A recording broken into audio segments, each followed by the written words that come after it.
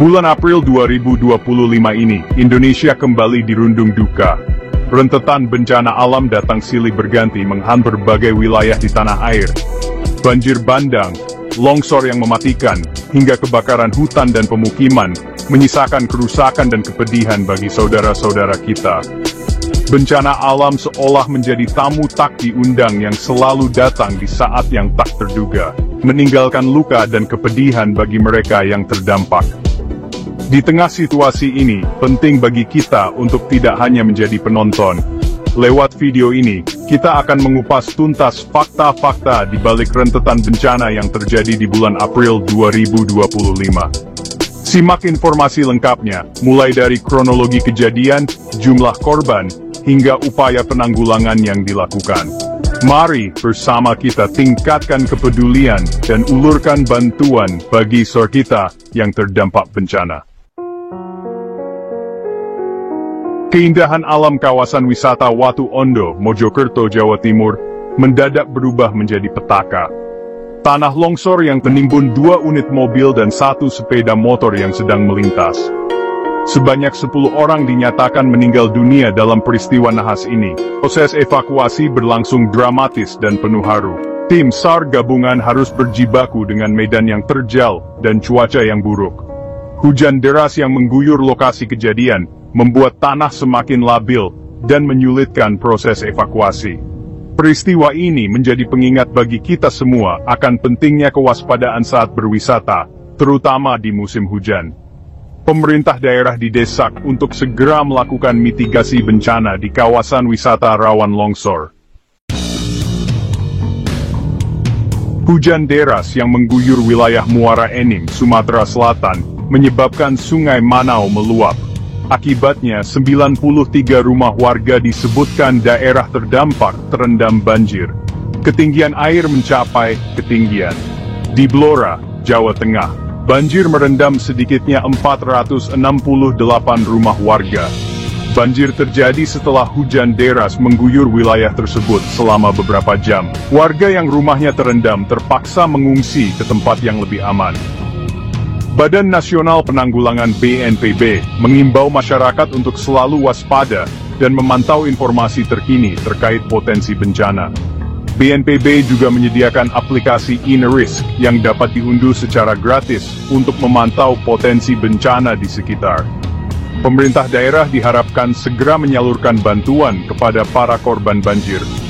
Bantuan berupa makanan, pakaian layak pakai, selimut, dan obat-obatan sangat dibutuhkan oleh para korban. Chapter 3. Si Jago Merah mengamuk di Semarang dan Kalimantan.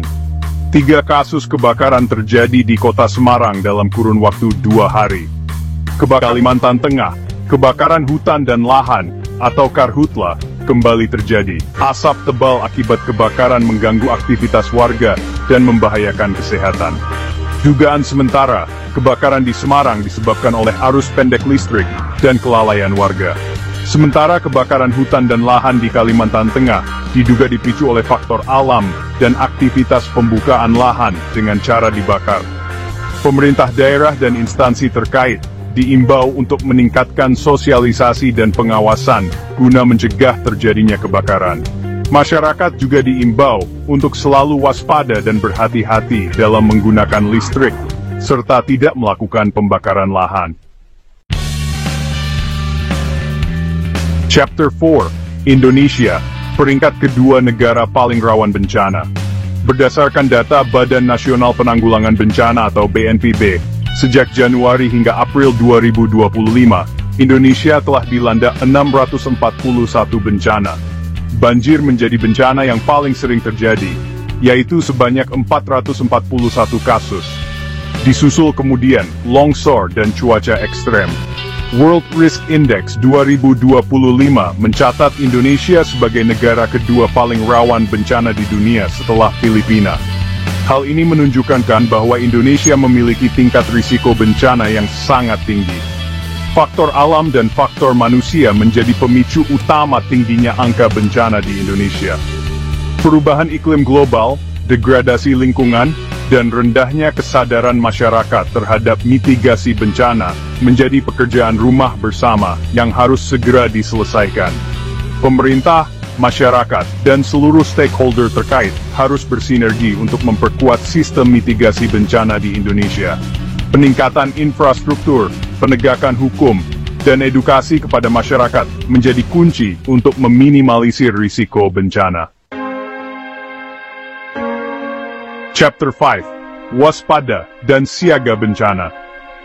Badan Nasional Penanggulangan Bencana, atau BNPB, dan Kementerian Sosial terus bergerak cepat dalam menanggulangi bencana yang terjadi di berbagai wilayah di Indonesia. Bantuan logistik dan tenaga medis telah disalurkan kepada para korban bencana. Namun kewaspadaan dan kesiapsiagaan kita semua juga sangat penting dalam menghadapi bencana. Berikut beberapa hal yang dapat kita lakukan. 1. Unduh dan manfaatkan aplikasi INARISK untuk memantau potensi bencana di sekitar kita. 2. Catat nomor darurat yang dapat dihubungi saat terjadi bencana. 3. Siapkan tas siaga bencana yang berisi dokumen penting, pakaian ganti, makanan siap saji, obat-obatan, dan perlengkapan penting lainnya. 4. Tingkatkan kewaspadaan, terutama saat musim hujan dan cuaca ekstrem. Mari kita tingkatkan kepedulian dan solidaritas untuk membantu saudara-saudara kita yang terdampak bencana. Semoga Indonesia segera pulih dan bangkit dari berbagai musibah yang terjadi.